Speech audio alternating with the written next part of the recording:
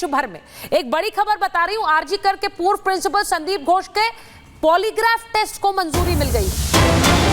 Sealdah court ने polygraph test को मंजूरी दी है। सीबीआई ने कोर्ट से पॉलीग्राफ टेस्ट की मांग की थी। 4 ट्रेनी डॉक्टर्स के पॉलीग्राफ टेस्ट को मंजूरी दी गई है। ये 4 ट्रेनी डॉक्टर्स वही हैं जिनके साथ मृतकों ने आखिरी बार डिनर किया था।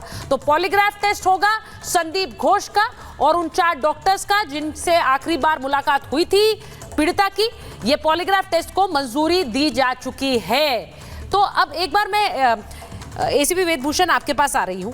ये पॉलीग्राफ टेस्ट को मंजूरी दी गई है। जो साइकोलॉजिकल टेस्ट है वो एक तरह के पैरामीटर्स होते हैं। अब उससे जो कुछ निकल कर आए संजय रॉय के बारे में, क्योंकि उसका भी पॉलीग्राफ टेस्ट होना है, वो हैरान करने वाली डिटेल्स है उनके बारे में। जिस तरह मैंने बताया कि रेप और मर्डर के बारे में वो इतने आराम से बता रहा है जैसे उसे कोई फर्क नहीं पड़ा है। एक हार्डन्ड क्रिमिनल की तरह वो बिहेव कर रहा है। सुचरिता, ये तमाम जो केस है, यदि आप शुरुआत से देखेंगे जिस तरह से इसको पुलिस ने डील किया, वहाँ की सरकार ने डील किया, हॉस्पिटल एडमिनिस्ट्रेशन ने उसको डील किया, तो एक बहुत बड़ा सवाल पैदा करता है। जैसे माननीय सुप्रीम कोर्ट ने कहा कि 14 आवर्स की डिले जो एफआईआर रजिस्ट्रेशन के हुई है वो चौंकाने वाली है। मैं आपके कैमरामैन को यदि इस मर्डर पर ले जाता, जिस तरह से लड़की के साथ विभत्स व्यवहार हुआ, उसकी दोनों टांगें 90 डिग्री पर थी, आंखों से ब्लड आ रहा था, बॉडी का कोई पार्ट ऐसा नहीं था जहां से खून नहीं आ रहा हो, तो जाते ही कह देता आपका कैमरामैन कि ये कत्ल हुआ है। 14 घंटे का डिले और फिर उसके बाद में उसके माता पिता को तलाश करके उनके बयान पे मुकदमा दर्ज करना, ये अपने आप में हैरानी पैदा करता है कि डिले क्यों किया गया था, किसके कहने पे किया गया था, किसको इसका बेनिफिट मिलता। सबसे ज्यादा नुकसान हुआ है तो इस केस को डैमेज करने के लिए ये 14 आवर्स थे, क्योंकि उसमें पुलिस सो मोटो करने का एक प्रोविजन है पूरे हिंदुस्तान में, क्योंकि कानून पूरे हिंदुस्तान में लागू है। भारतीय नागरिक सुरक्षा संहिता और भारतीय साक्ष्य अधिनियम, जो तीनों कानून मेजर कानून है, वो पूरे हिंदुस्तान में एक तरह से लागू होते हैं। तो इस तरह की जो इनऑर्डिनेट डिले थी, सुप्रीम कोर्ट ने उसको बहुत सीरियसली लिया है, क्योंकि वो तमाम जो एडमिनिस्ट्रेशन है वो कलकत्ता से दूर कहीं से कोई 100 किलोमीटर 500 किलोमीटर दूरी पर रेप नहीं था। वो बिल्कुल heart of the Calcutta city के अंदर एक बड़े हॉस्पिटल के अंदर रेप गया। जो भी पुलिस वाला वहां पर गया, ये उसकी जिम्मेदारी थी कि देन एंड देयर उसमें एफआईआर होती, उसकी इन्वेस्टिगेशन की जाती। अब तमाम जो प्रोसीजरल चीजें हैं उसमें डिले हो सकती थी। मैं मानता हूं कि आप उसको अननेचुरल या नेचुरल मानने थे, पर यह बिल्कुल एक ओपन एंड शट केस था कि उसमें शुरुआत में ही एक मर्डर का केस दर्ज किया जा सकता, रेप बाद में डिसाइड हो जाता। हालांकि जो बॉडी जिस तरह से उसके कपड़े फटे हुए थे, इंजरीज थी, उसके प्राइवेट पार्ट से खून आ रहा था, वो भी इशारा करता है कि रेप भी हुआ है मर्डर के साथ साथ। तो ये शुरुआती है। अभी जो पॉलीग्राफ और एक नार्को एनालिसिस टेस्ट की बात हो रही है, एक इन्वेस्टिगेशन की चीजें, एक प्रोसीजरल चीजें हैं, पर जो शुरू में जो लैप्स हुए उसमें सरकार की जिम्मेदारी है और पुलिस की जिम्मेदारी है। पुलिस की जिम्मेदारी फिक्स हो और ना केवल पुलिस की जिम्मेदारी फिक्स हो। ठीक है, जिम्मेदारी फिक्स होनी चाहिए। ठीक, वो भी पुलिस कमिश्नर की काम नहीं, ठीक है, नीचे वाले अधिकारियों को जिम्मेदार ठहराने से नहीं।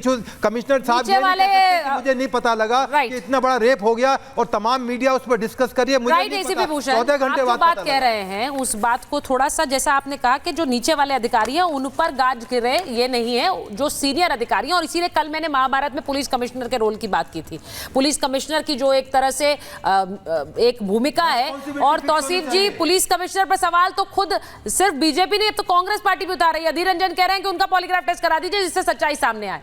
तो इसमें इतनी कॉम्प्लिकेशंस हैं इस केस में, कोई विश्वास नहीं कर पा रहा है कि हायर अप्स के मिली भगत या उनके इसमें इस पूरे कवर अप में कोई रोल नहीं है, कोई भागीदार ही नहीं है। लोग खुलकर सवाल उठा रहे हैं अब तो। तौसीफ जी, और भी तौसीफ जी, तौसीफ जी, जिनको कमिश्नर लाया जा सकता है, सर प्लीज तौसीफ जी से पूछा मैंने सवाल, उनको टेम्परेरी हटा ले। तौसीफ जी देखिए Suchitra ji, please let the other person talk. देखिए सुचित्रा जी, देखिए कोलकाता पुलिस शक के घेरे में पहले दिन से है। पेरेंट्स की मांग थी, डॉक्टर्स की मांग थी, और वहां पे जो प्रोटेस्ट कर रहे थे उन लोगों की मांग थी कि सीबीआई लाया जाए। ममता बनर्जी ने पहले दिन कहा कि मैं सीबीआई के खिलाफ नहीं हूं, मुझे 7 दिन का टाइम दो। लेकिन हाईकोर्ट ने 2 दिन के तीसरे दिन में ही ये ऑर्डर सुना दिया कि सीबीआई को दे दो। तो कोलकाता पुलिस से इन्वेस्टिगेशन सीबीआई के पास चला गया। अब सीबीआई कोलकाता पुलिस को बुलाए, अरेस्ट करे, फांसी में चढ़ाए। कोलकाता पुलिस आपके सामने हाजिर है। सवाल उठता है कि सीबीआई क्या कर रही है। सीबीआई, अगर कोलकाता पुलिस ने कुछ गड़बड़ किया, सीबीआई बुला ले। अभी अजीत चौधरी बोल रहे हैं कि कमिश्नर को बुला ले, तो सीबीआई नोटिस भेज दे, कमिश्नर को बुला ले पॉलीग्राफ, लेकिन प्लीज करवाइए। सीबीआई जो चाहे करे, इंसाफ दिलाइए, राजनीति ना करे। सीबीआई जो है बीजेपी के इशारे पे काम ना करे।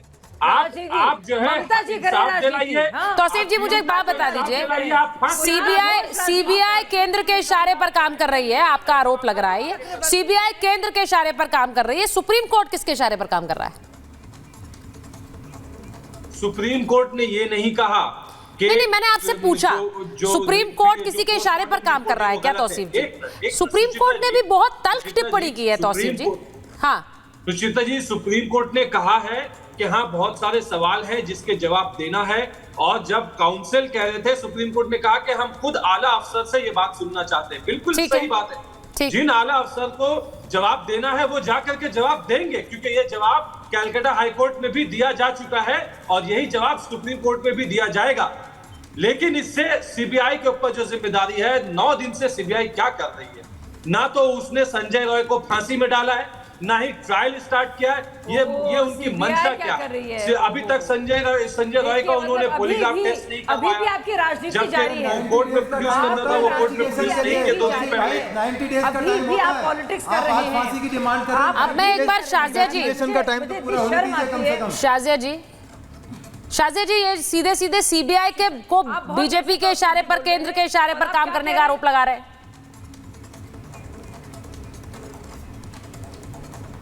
जी बिल्कुल, और मुझे लगता है थोड़ी देर में ये भी कहेंगे कि जो कुछ संजय रॉय ने किया है और जो कुछ सुदीप घोष ने किया है और जो कुछ चल रहा है वहाँ पे काले कारनामे, वो सब मोदी जी के इशारे पे चल रहे थे। वो तो कुछ भी कह सकते हैं, वो तो ये भी कह सकते हैं कि जो बच्ची के माँ बाप हैं वो भी भाजपा के कहने पर ये बयान दे रहे हैं। वो ये भी कह सकते हैं कि जो नियुक्तियां वहाँ पे हुई हैं वो भी भाजपा ने कराई हैं और संजय घोष का कुछ लेना देना नहीं है टीएमसी से। सुन लीजिए भाई साहब, चाहे वो पुलिस कमिश्नर हो, पुलिस एडमिनिस्ट्रेशन या हॉस्पिटल एडमिनिस्ट्रेशन हो, दोनों आते हैं ममता बनर्जी के अधीन। यानी कि वो मुख्यमंत्री हैं, स्वास्थ्य मंत्री हैं, कानून मंत्री हैं, और लगातार जिस तरह से बचाया जा रहा है इन भेड़ियों को और मामले की जांच कोलकाता पुलिस नहीं कर रही। अच्छा, एक बार मैं अजीज जी के पास जा रही हूँ, अजीज खान साहब के पास जाऊंगी। आप लोग खड़े हैं अभी। अजीज खान साहब, आज जो तस्वीरें आई, आज कुछ तस्वीरें आई अयोध्या से भी, कन्नौज से भी, जहां पर बुलडोजर चल रहा था। अब मैं उसकी बात इसलिए कर रही हूं क्योंकि जब कोलकाता की एक पूरी तस्वीर सामने आती है और कोलकाता पर हम सवाल पूछते हैं तो बहुत सारे लोग ये कहते हैं कि देखिए यूपी में बुलडोजर चलता है, उसके खिलाफ भी बोलते हैं लोग और उसके समर्थन में भी बोलते हैं लोग। लेकिन मैं आज ये बोल रही हूं कि इस तरह के जब दरिंदगी कोई भी व्यक्ति देश में देखता है तो उन्हें लगता है इनके साथ फौरन उसी लहजे में इनको जवाब मिल जाए। क्यों इस तरह की करतूत इन्होंने की? एक गुस्सा है उस बुलडोजर कार्रवाई पे। भले ही आप सवाल उठा सकते हैं और उठाते भी हैं, लेकिन इन इन इन दरिंदों के लिए सजा क्या होनी चाहिए अजीज खान साहब? देखिए सुचरिता जी, बहुत मैं स्पष्ट करना चाहूंगा कि जो ये बुलडोजर मॉडल है इससे न्याय नहीं मिल सकता। अगर आप बुलडोजर चला करके न्याय करना चाहते हैं तो फिर कोर्ट कचहरी को बंद कर दीजिए। कोर्ट कचहरी का कोई मतलब है नहीं, बुलडोजर। पहली बात। दूसरी बात मैं आपको बताना चाहूंगा कि आप जिस तरह हो हल्ला हो रहा है, तमाम बातें उठाई जा रही है अयोध्या के बारे में, हमारे नेता ने कहा इसकी जांच हो।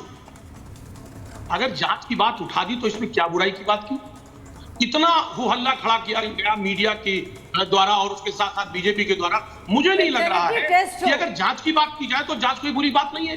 दूसरी बात मैं कह रहा हूं, 12 साल की बच्ची झूठ बोल रही है। जघन्य हत्या हो, किसी भी तरीके का कोई कांड हो, चाहे वो महाराष्ट्र में हो, चाहे वो उत्तराखंड में हो, चाहे वो यूपी में हो, चाहे बंगाल में हो, अगर वो गलत है तो वो गलत है। इसमें मैं बार बार कह रहा हूं कि इसमें पूरी तरह से राजनीति नहीं होनी चाहिए। आज हमारी बहन बेटियां सुरक्षित है इस देश में, के करीबी हो क्यों? या देश प्रसाद बड़ी समस्या है। जिस तरह रेप हो रहे हैं, अभी आप देखिए 16 दिनों में 45 रेप हुए हैं, जघन्य हत्या हुई है। वो ममता बनर्जी अपनी चिट्ठी में लिख रही है। खत्म होगा, कैसे खत्म होगा, इस पर चर्चा करने की आवश्यकता है। ये कैसे रोका जाए, इस पर चर्चा करने की आवश्यकता है। हम लगातार ब्लेम लाइक दूसरे के ऊपर लगाए, हम बीजेपी पे लगाए, बीजेपी हम पर लगाए, कोई ममता जी पे लगाए, तमाम तरीके की। इसमें आरोप प्रत्यारोप से काम नहीं बनेगा।